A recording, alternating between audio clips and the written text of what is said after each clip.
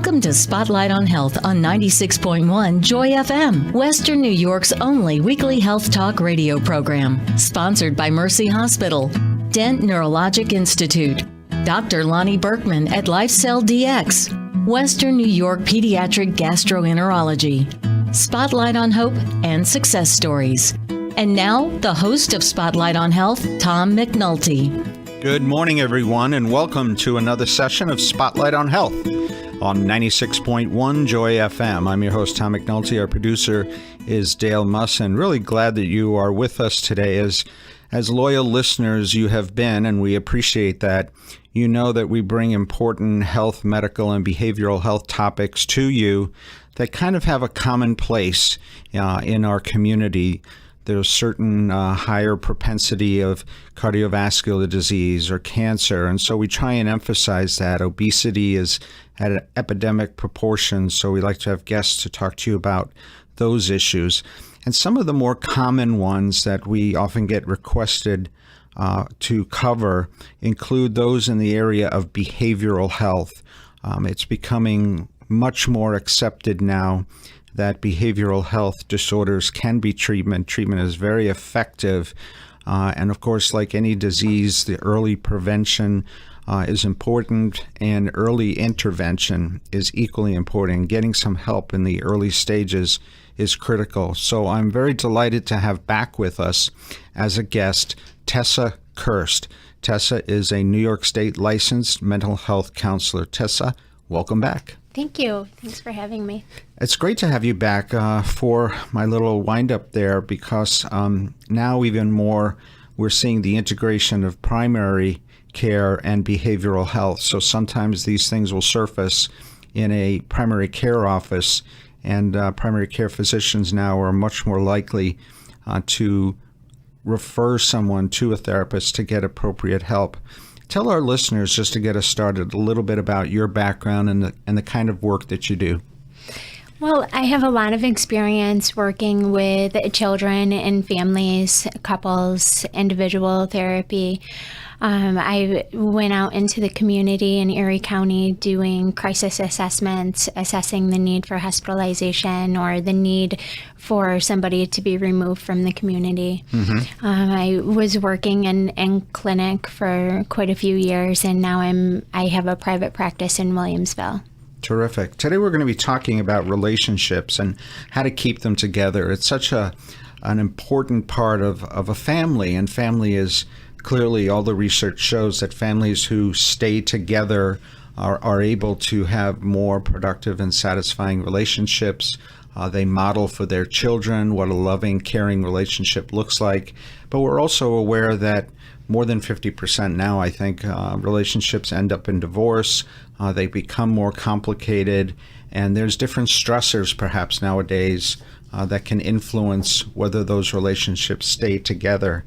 But every couple has sort of the highs and lows. Share a little bit about what you want our listeners to know about relationships and understanding that those highs and lows happen, but what to do about it.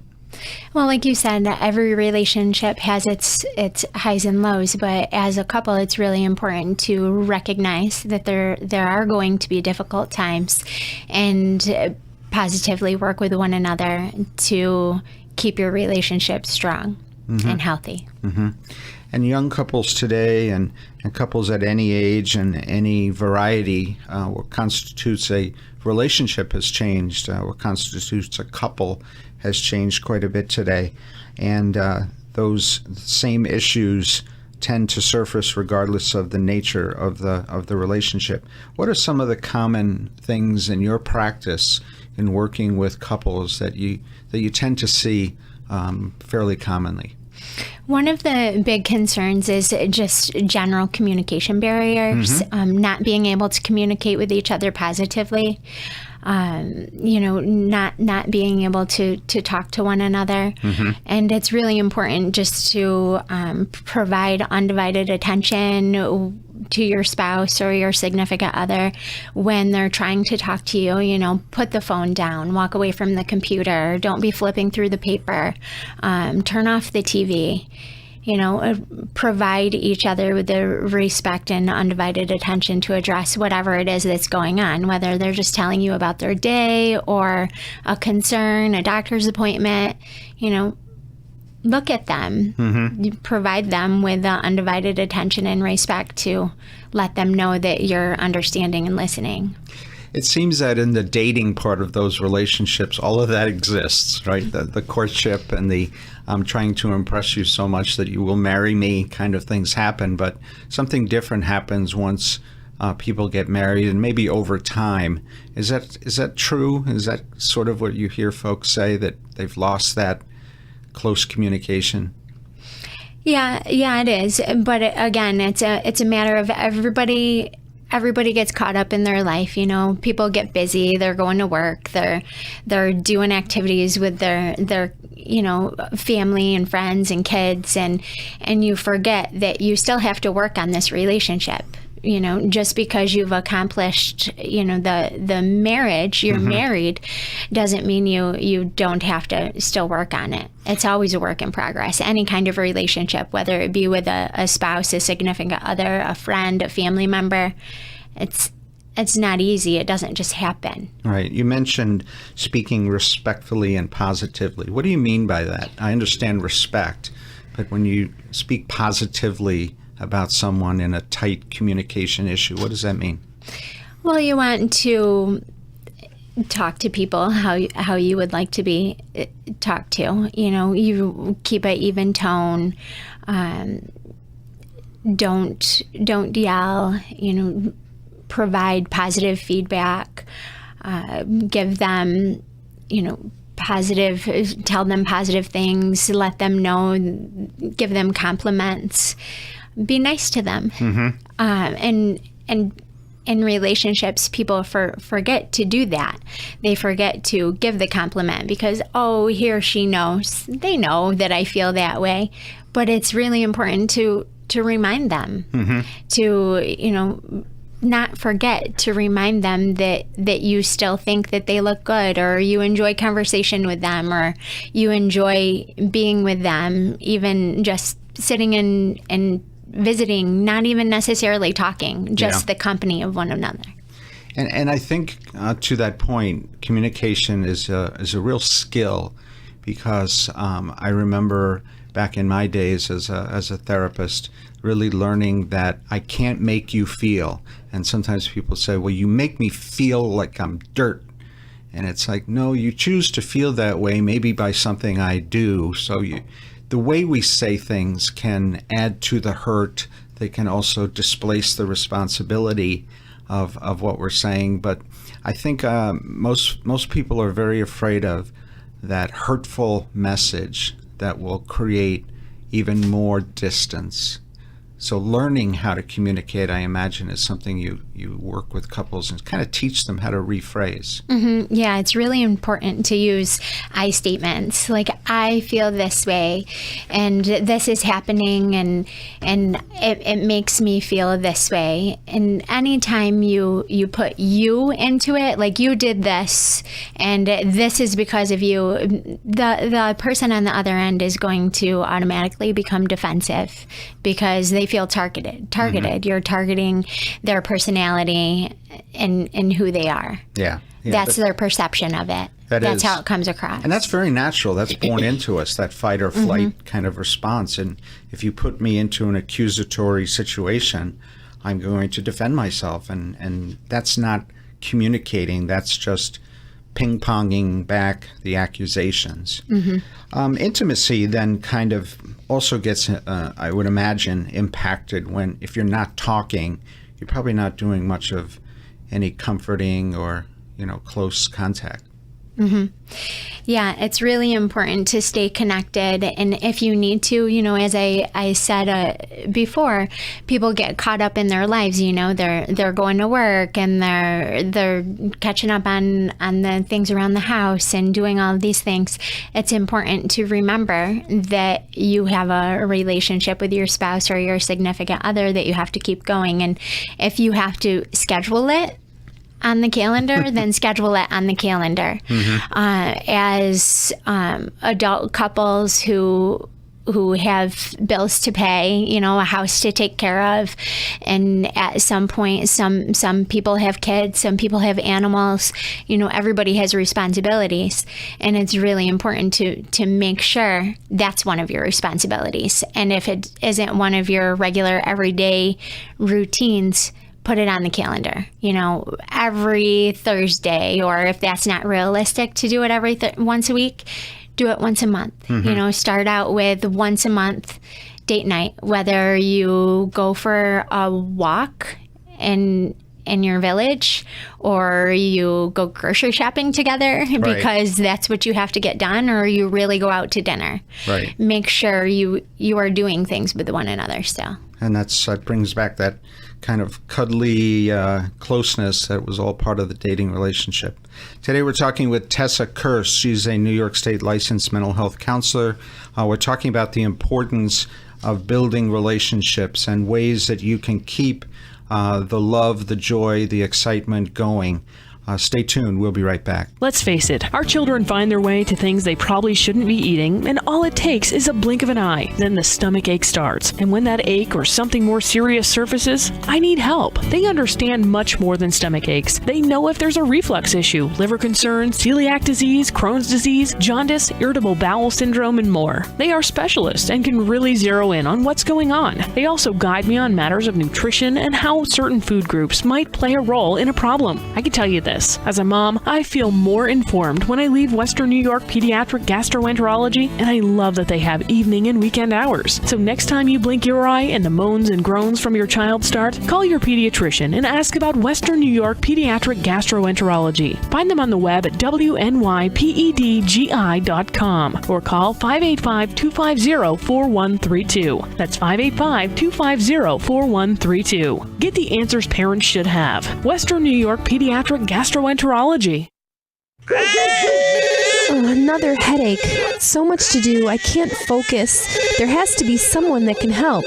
And there is. Hi, I'm Dr. Laszlo Metzler, director of the Dent Headache Center. If you have a pounding, throbbing, and aching headache that keeps coming back, you're not alone. Headaches affect the lives of 30 million people in the United States. Chronic headaches and migraines is a major cause of missed school and work. But the fact that you have headaches doesn't mean that you have to lose control of your life. Contact your primary care physician to find out if a visit to the Dent Headache Center is appropriate. We'll evaluate your headache history, lifestyle factors, and triggers, and create a regimen to decrease and ultimately eliminate your headaches and migraines. We also offer our patients research studies for the treatment of their headaches. Finally, the help you need. Call the Dent Headache Center today at 250-2000. What do you have to lose other than your headache pain? Your health, your choice. Choose Dent. 250-2000. Visit the Dent Headache Center today for a better tomorrow. Spotlight on Hope, Inc. is a non-for-profit organization utilizing the creative arts of theater, film, television, radio, music, word, dance, and photography to advance health, medical, behavioral health, and social information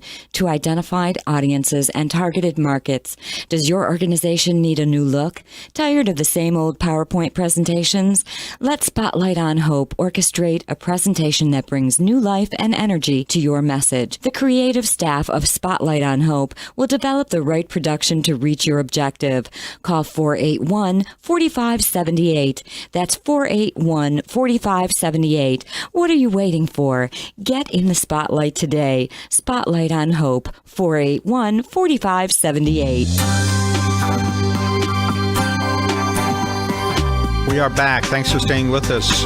You're listening to Spotlight on Health on 96.1 Joy FM. I'm your host, Tom McNulty. Our producer is Dale Musson. Today we're talking about just really how important it is to try and stay together. And there is some work involved in relationships with those you love, especially a loving relationship between a couple, and some of the things that can interfere.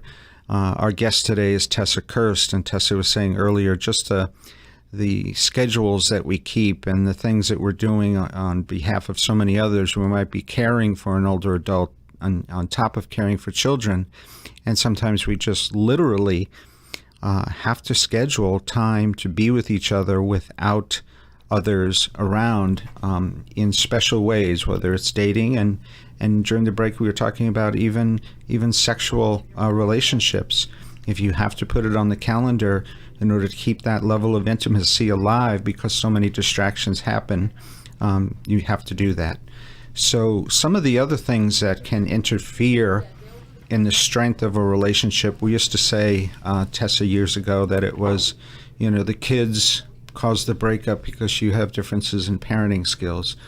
Financial stress and burden in the relationship can cause a lot of friction, and that appears to still be true. Yeah, as parents, to touch on that point, it's always really important to stay a united front. If there's something that you disagree about, try your absolute best to separate yourselves from the kids to work it out and come back as a team to address what's happening. And it's certainly okay to make mistakes. We don't want to provide our children with the idea that we're perfect either. It's okay to make mistakes and let them know, this, I wasn't quite right in what I said or what I did, and this is what we're going to do instead. Yeah, we talked about it, Mom and Dad talked about it, and this is what we're going to do instead. This is what's going to happen. This is how we're going to work on it. Yeah, and I think teaching kids those healthy solutions helps them understand that even when things seem very stressful, there is a positive solution. But when we talk about the finances too, I'm curious. I know in my house, my wife does all the finances, because if I had a nickel in my pocket, I'd spend a dime. And I talk to a lot of my friends, and they sort of pass that responsibility to one partner or the other, kind of handles the finances in the house. Do you find that still to be predominant, or do finances still become an equal part of the relationship? Typically, it's one or the other. Yeah. It's rare for both to have a checking account and paying. You do this, I do that, and this is my money, that's your money. Yeah. It's a lot harder to positively control, if you will, a home and responsibilities when the money isn't all in one spot. And it's not all registered with one person that knows exactly where everything's going. It's a lot easier to keep it organized if one person has a handle on it, if they're handling it appropriately. Right. Well, I think that's more of an issue today, because it's very common for both people to be working. So if someone is not working for a period of time, resentment can build up in terms of who's carrying the load in the house, and finances become an issue. Instead of we're all in this together, like you said, where it all goes into a common pool, if someone is not actively working or actively looking, that can build some resentment too. Yeah, absolutely. In finances, it's always really important to be honest with one another. Like, are you looking for a job if you're out of work, or are you doing things to try to contribute? Are you spending money where you say you're spending money? As a couple, it's important to have your long-term and short-term goals match. So you have, everybody understands, well, we're doing this with our money because we want to accomplish this, or common goals. Yeah, right? common goals, short term and long term. It's also, like we were saying, determine who's going to pay the bills. Have a conversation about it. What will be the best solution for our family? Who has the most time, or who's the best at it? And maybe not necessarily even the most time, but who's going to be better at it? Yeah, and I think it's important to acknowledge that some people are very organized, and others a lot less so. Yeah, and some people can be really good at it, but it causes them a lot of anxiety. Yeah. So in the relationship, they're probably not the best one to be doing it. If the other spouse is also good at it, and they understand the coming and going of money, and if they don't get anxious if it gets below a certain point, or whatever the case may be, they're probably the better one to handle it. One more question before we go to the break is the relationship the priority? You hear sometimes, and you see it in movies played out, that people say we're staying together for the kids, and the relationship you can see has clearly gotten dull. Mm-hmm. Your thoughts on that? That definitely happens, and there's a lot of right now, once the kids are grown and out of the house, trying to reconnect, or you see marriages break at that point because they don't know each other anymore, and they've lived for a lot of years just taking care of these kids, and that's what they had in common. And now, since that common aspect is gone, they have to find each other again. And one of the things that's really important to get through kids, raising kids together and remaining healthy as a couple, is to still know each other. That's what those date nights are for. That's what those scheduled times are for. That's why we're remaining respectful and continuing with the compliments, because we still want each other and need each other after these kids are gone. Right. That's what we're focusing on right now. But you still have a life outside of being parents. Well said. Today our guest is Tessa Kirst. We're talking about relationships and what you can do. We'll give out important contact information when we come right back.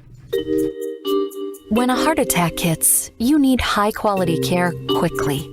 And that's exactly what you'll get from the Catholic Health ER Network, which brings nationally recognized cardiac care closer to you.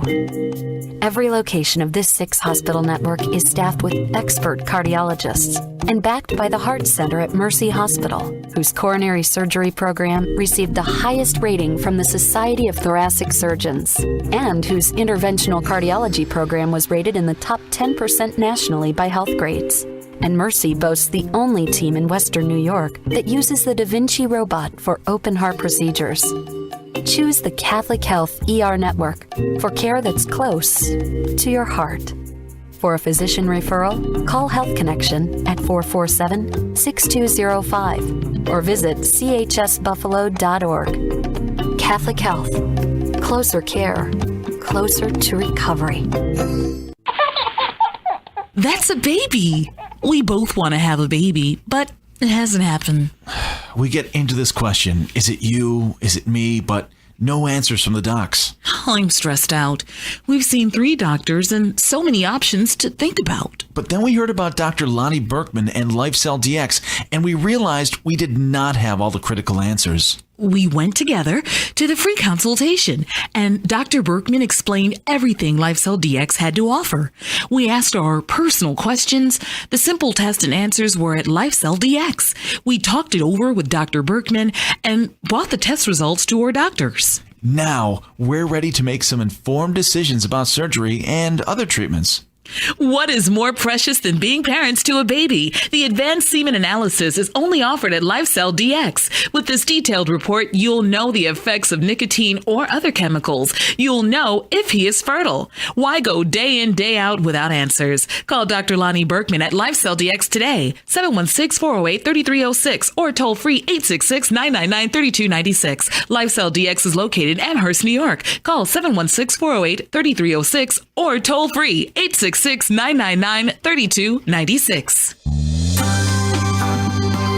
We're back. Thanks for staying with us. Happy to have you joining us today. No doubt you're in a relationship with someone. It can be a dating relationship. It can be a very loving and intimate relationship going in the right direction. Perhaps you're married for many years. Our guest today is Tessa Kirst. She's a New York State licensed mental health counselor, and we're talking about relationships and how to keep them strong, but also acknowledging some of the highs and lows. They will happen, and if you creatively and honestly address them with some of the skills Tessa has talked about, you are more likely to keep that vibrancy and that love alive. One of the big ones, Tessa, that comes up is trust, and it doesn't take much to feel that trust is lost, and it takes a ton of energy and work to try and get it back. Your thoughts to our listeners today about trust in relationships? Yeah, it's one of the key things, honesty. You have to be honest about everything, not even little fibs. honesty. We all know how to be honest. It's just a matter of following through with it. And in relationships, to maintain trust or gain back, honesty is key. If you say you're going to be somewhere, be there when you say you're going to be there. Be consistent in the things that you say and do so they know what to expect. Provide good listening, undivided attention. Don't leave the room when they're trying to talk to you. Yes. Provide your spouse or your significant other with the understanding of boundaries. Like, you understand what they want and what they need, and they understand what you want and what you need. And always maintain your cool. Yeah. Obviously, we all get upset, and that's okay. Getting upset is okay. Right. Being frustrated is okay. It's just how we deal with that in a relationship to maintain positive communication. Yeah, and that trust. And I would add to that too, if you are distressed or you're feeling bad yourself or you're depressed, let that person know that, because holding back that leads to he's not communicating or she's not communicating what's going on. And that could lead to damaging trust, I suppose. Definitely. In communicating, you want to provide give and take. You're not always right, you're not always wrong. It's a two-way street. Take responsibility for the things that happen, and be sure to apologize if you did something that everybody, thinks wasn't quite okay. Yeah, exactly. It's okay to make mistakes. We all do. Nobody's perfect. Yeah, but there are positive ways to work that out. I guess one question before we go into another topic is, when should someone know that it's time to see a therapist? You don't have to get super negative. Every relationship is different. But when you aren't able to communicate with each other and you're trying what you think is best and it's just not working and just doesn't seem to be getting any better, you can call. How long is that? Is that 72 hours? Is that a month of not talking to each other? I mean, at what point do you say this is really getting destructive? Well, like I said, it depends on the relationship, Some people are used to not talking for 72 hours. That's how they do things. But it's important to, if it hasn't always been that way, if you're seeing a change and you don't like the change, how do we get back to what we're used to, or maybe what you're used to isn't what you like anymore. Maybe you want to talk more often, or kind of get that spark back, or start doing things that you didn't do before. Right. One of the things that you also provide are for couples that are dealing with infertility and that stress that's in relationships about having that baby. Share with our listeners very quickly some of the support that you provide there. Okay. We all know holidays are coming up. It's August, but December will be here, and Thanksgiving will be here real soon. We're going to get those pressures from family members, friends, cousins. When are you going to have that baby? And they may not know, or they may know that you've been struggling with that. And along with infertility, there's concerns with finances, because if you're having difficulty conceiving or having a child, then you're looking at different ways to address that, which all costs money. Doctor's appointments, stress. Medications, stress, and then once you do have a child, there's finances with that too. Right. So you provide some very good counseling for people struggling with infertility. Tessa, for our listeners, some contact information? Yes, I'm located at the Counselor's Corner, which is in Sheridan Meadow Corporate Park South on 6265 Sheridan Drive, Suite 122 in Williamsville. My phone number is 204-5552, extension 445. You can reach me by email, Tessa Kirst, lmhc@gmail.com. or contact me through my website, tessakirstmindbodyhealth.com. I can also be found on Psychology Today, or just Google. I come up on Google. Great. Tessa Kirst. Wonderful show, important